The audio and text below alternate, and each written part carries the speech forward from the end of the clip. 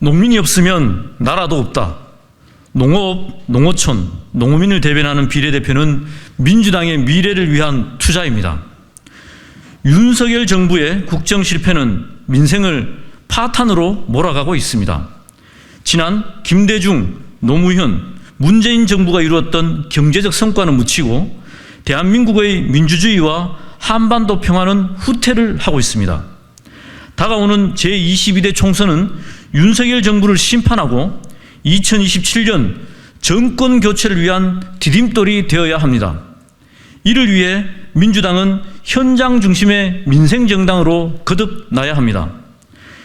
윤석열 정부 출범 이후 농업소득은 30년 전으로 퇴보했고 농산물 가격 불안정은 갈수록 농가 경영을 위협하고 있으며 식량 자급률은 OECD 최하위 수준입니다.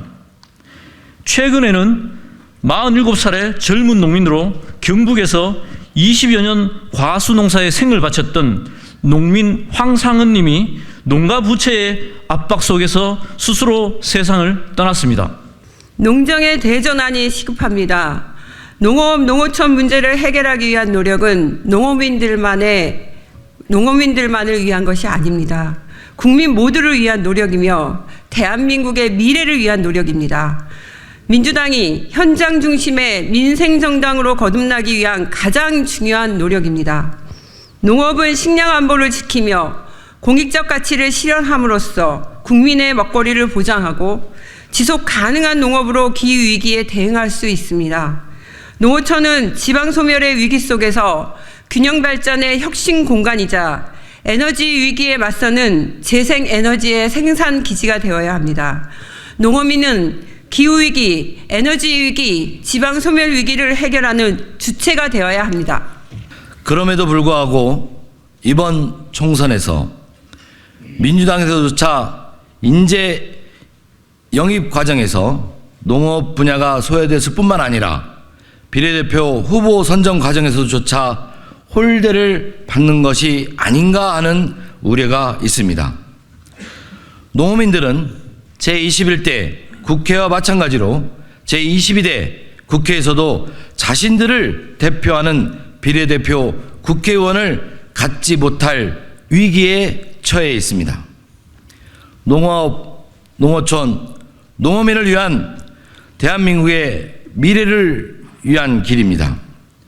식량 안보, 기후위기, 에너지, 지방 소멸의 문제를 선두에서 해결하는 동력을 마련하는 일입니다. 농업, 농어촌, 농어민을 향한 민주당의 투자는 대한민국의 미래를 위한 책무입니다. 이번 제22대 국회의원 선거 비례대표 후보자 추천에서 민주당은 농업, 농어촌, 농어민을 대변할 수 있는 비례대표 후보를 반드시 당선시켜야 합니다. 민주당의 비례대표의원이 농어촌 현장에서 농어민들과 직접 소통하고 폭넓게 교류 협력하고 농업, 농어촌의 공익적 가치를 키우며 민주당이 지향하는 안심농정의 실현과 국가 전략 산업이자 생명산업인 농업을 더 크게 성장시킬 수 있도록 해야 합니다. 그렇게 함으로써 윤석열 정부의 농업 홀대, 농어민 무시 농정을 무너뜨리고 민주당이 민생정당으로 거듭날 수 있을 것입니다. 또한 다가오는 지방선거와 대선에서 민주당의 압도적 승리를 이끄는 발판이 만들어질 것이라 확신합니다.